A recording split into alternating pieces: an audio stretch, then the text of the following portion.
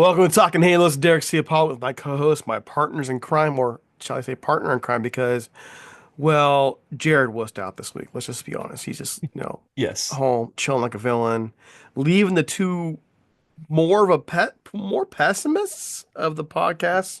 We're not as up. He left that's us in a fair. room together, Nate. You realize that? That's good. And here's a weird thing. No, Like it's good. 2 years ago, you and I clashed a lot more because you were the pessimist and I was a lot more the optimist. And now I've gone to the dark.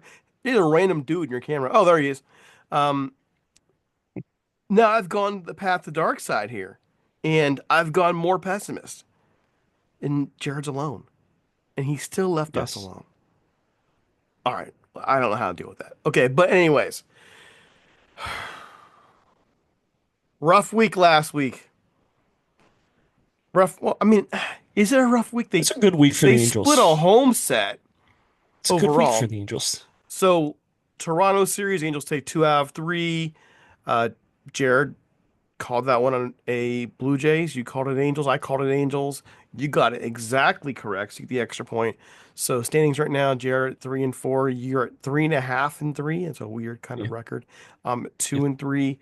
And then we didn't get a chance to predict the Baltimore series. I would have called it 2 out of 3 Baltimore.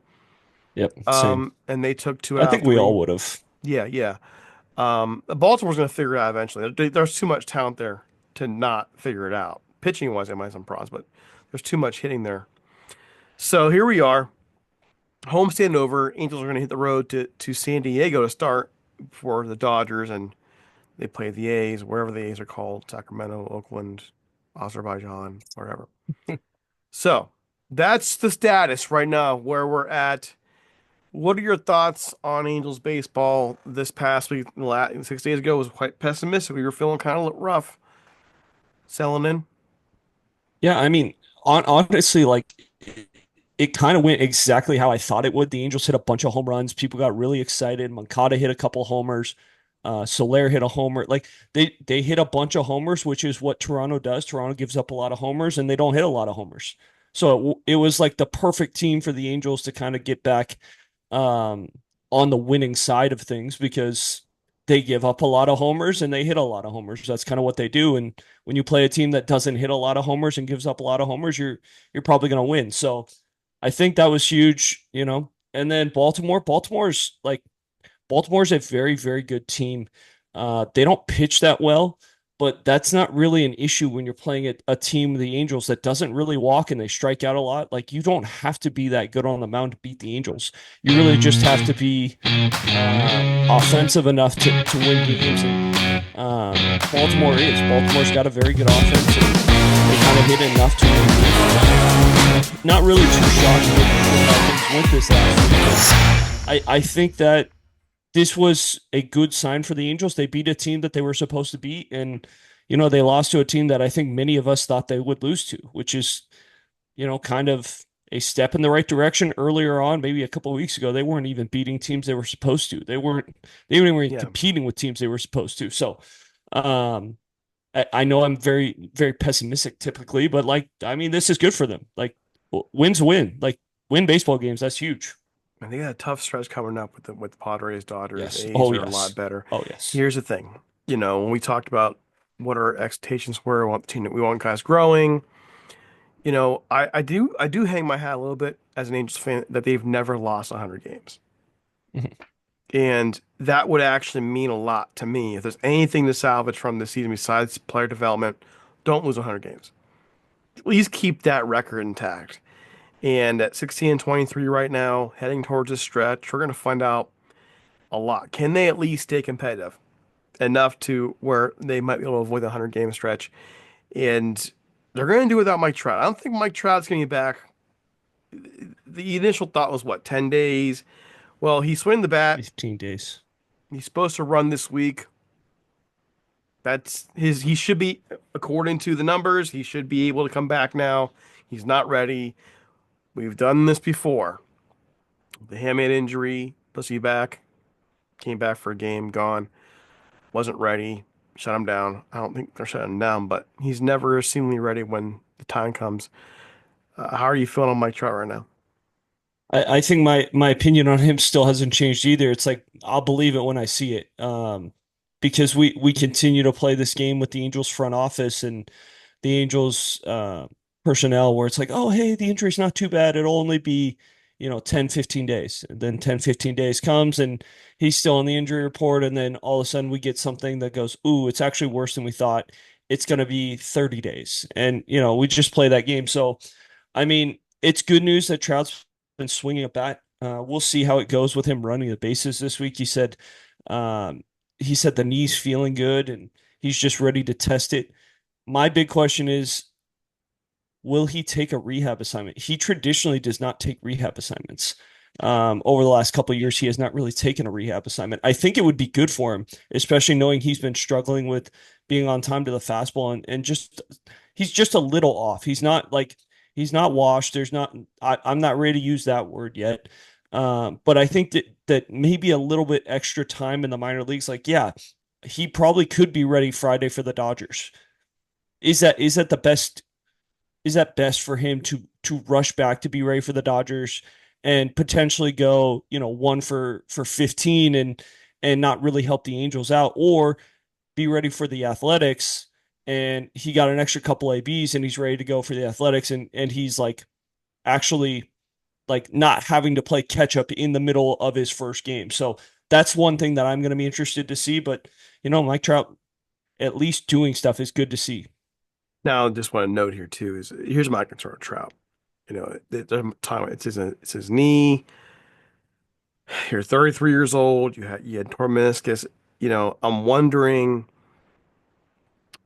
I'm wondering how much of this is simply, I hate to say it, the onset of arthritis. The reason why I'm saying that is whenever you tear a meniscus, whenever you start getting into the inner joints of the knee and you're getting older, that's going to happen. I'm living evidence of that, by the way. And you can't really control that. So how much of that is there? Hey, there's something wrong.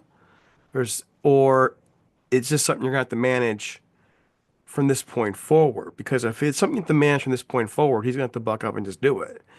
You just can't go on the IL for every time the knee tweaks. And that's what I'm kind of wondering at this point is what is the real deal? Because you don't typically go on the IL for a bone bruise. And that's what they call this, a bone bruise. So I'm really interested and I'm wishing they would give more information. Of course, they can't unless he gets They permission, but won't. they won't. I'm curious. Really curious. Other injury, George Klassen. Scary one yesterday, line drive to the head. Yes. Yeesh. Yeah.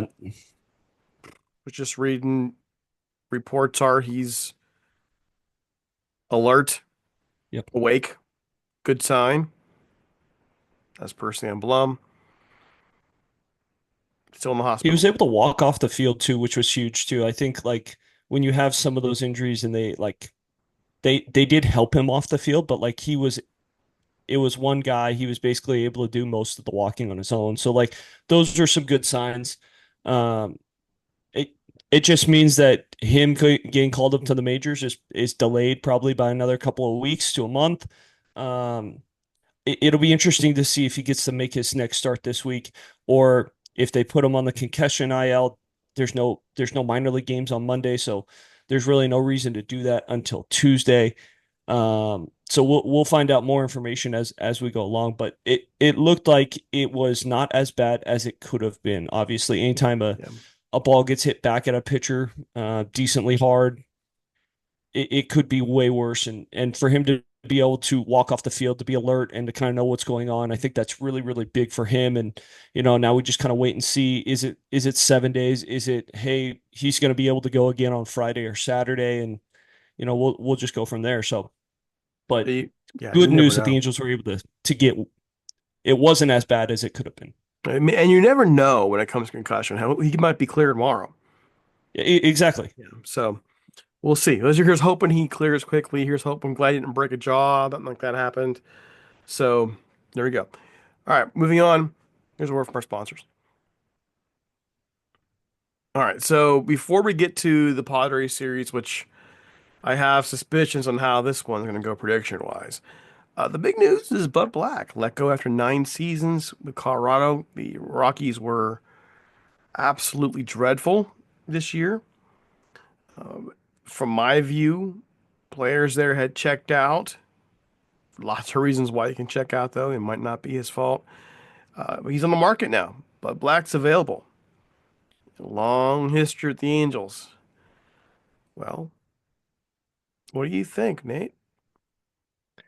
Well, one thing that was interesting is Artie was a big Bud Black guy. He was always giving Bud Black credit for what he was able to do in Colorado and San Diego and things like that. I think it's ironic that Johnny Washington gets the most hate and Ron Washington, those two get the most hate of anyone on the Angels coaching staff. And I think it's very, very interesting when you look at what some of the pitchers have been able to do when moving on to other places. I still am not a big believer in Griffin Canning. I know he's been really good early. He's throwing the slider a lot more. I think as the year goes on, people are going to understand the scouting report a little bit more, and he's going to get hit. Like his stuff is not that good where he's unhittable. If you really dive into the numbers, it's he has gotten a little bit lucky this year, which he was not getting with the Angels, and he's been healthy, which he wasn't really healthy with the Angels either. But you look at City Field helps Detmers too. hasn't really been, huh? City Field helps too, by the way. Yes, yes. You look at Detmers. Detmers hasn't really been that good. He had some stretches where he was good, and then the Angels were like, "Hey, this makes a lot of sense. We're going to use you in the seventh, eighth, ninth inning when you have never pitched out of the bullpen in your life." And he hasn't really progressed. I still think he should be in the rotation, but that's not up to me. Jack Hanowitz hasn't been as good as you thought either. Like, is Barry Enright? I'm not saying Barry Enright's the problem, but like, does he need more help? Would it be awesome to get Bud Black in this organization, even if it's just special assistant to the GM, and he's able to lend a little helping hand, like, hey, the Angels are home, Bud Black's on the field working with Reed Detmers on some things, or hey, he's working with Jack Kahanowitz on some things, or hey, the Angels call up Kane Dana, which there's some speculation that he could be getting called up. Is could Bud Black work with him? Like, I think there was some things that Bud Black really had to teach pitchers in Colorado, and it's like, hey, attack the strike zone. We'd rather give up a solo homer than a 2 or 3 run homer because you walk the bases loaded. And I think that's really big for the Angels. That's why they kind of went to that attack with a fastball mindset, is because they walk so many guys. Jose Soriano could benefit from that as well. Soriano's pitched decently well, but if you really look at the numbers, he throws a lot of balls for a guy who doesn't throw that many pitches in 7, 8 innings of work. So like, I don't know. I think it would be really interesting to get Bud Black in here. Would he want to come back? I wouldn't see why not, just because of the Angels' history and him being with the Angels. But I wouldn't put it past Barry Enright. Barry Enright had not been a major league pitching coach before, and I think it was like, hey, let's give the kid a chance. He had done some things well in Arizona, but he wasn't the guy.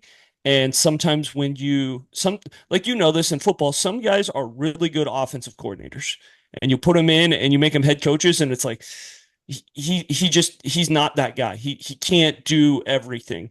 And I don't know if Enright is the pitching coach, but maybe bring in Bud Black to kind of help him out. That could be a really interesting thing. And I like Bud Black. I think he's done a really good job. I know he's had a tough job in Colorado, but to be able to stay around there for as long as he did, like he must be really, really good at something.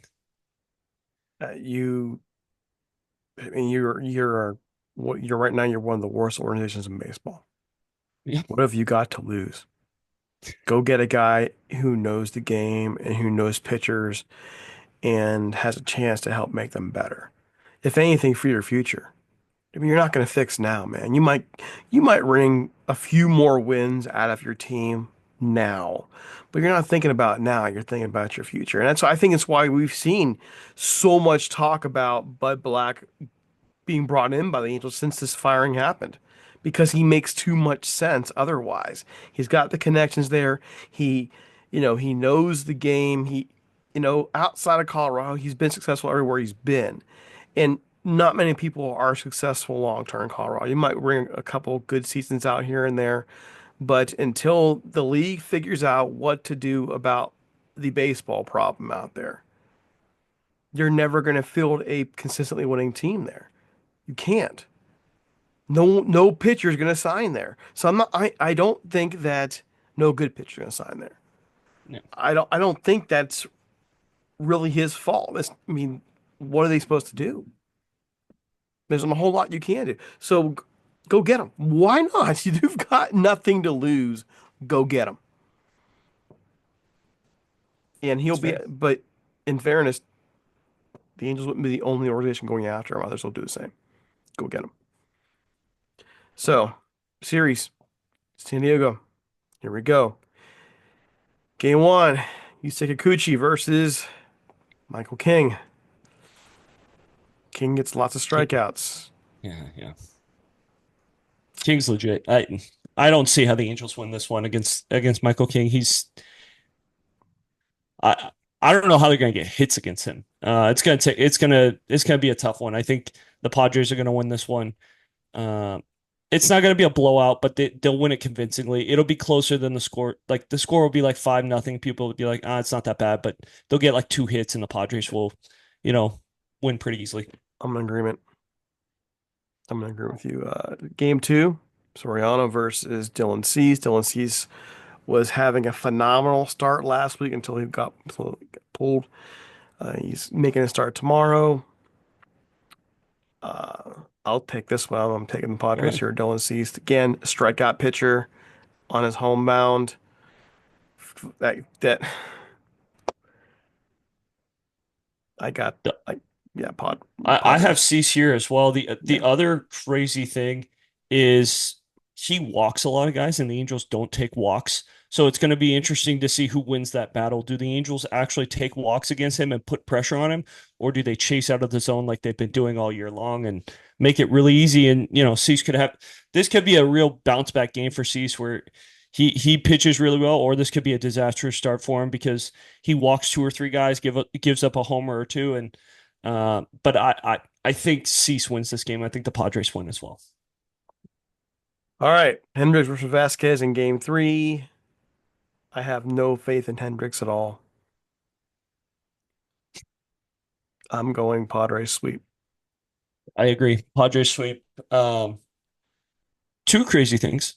Hmm. Managers have been fired in the last two Padres series.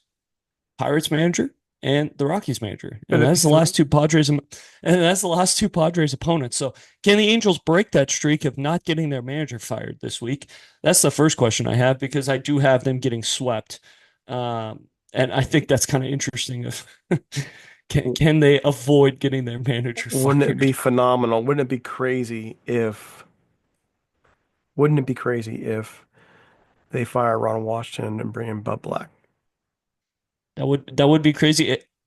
I don't know if they go out of the org to give a managerial job too, but I mean, why not? Would it shock It you? you um it would shock me a little bit because that would mean that Perry gets to bring in another guy, and I just don't see how they're gonna let Perry bring in another guy Perry, right that now. wouldn't be But Perry's guy. That's Artie's guy. you you would If hope. it's Bud Black, if it's Bud Black, it's Artie's guy. So, all right. Look, that's crazy off the wall, that last part there. That Wouldn't be is surprised if it sorry. happens though. Wouldn't be Sorry. surprised. Like if things could get any wackier for the Angels. Well, no, I'm not even gonna say that because they can, and they Sorry. probably will. Follow us on X at Talkin' Halos. Follow me at DC Paula. Follow Nate at Nate Green 34. All right, we'll see you guys Thursday for the next series preview, which is the Dodgers. Maybe we'll convince Oh, Jared to show up. maybe. Maybe. Maybe we'll be a little bit more positive in that one. I don't know. We weren't negative today, so Hey, if they take a win out of that three and they don't get the sweep, that's great. I mean, I'd be happy. Yeah, exactly. Padres are one of the best teams in the league right now. If they can get a win out of it on the road, I'd be happy. So, all right, guys, we'll see you Thursday. Have a great one.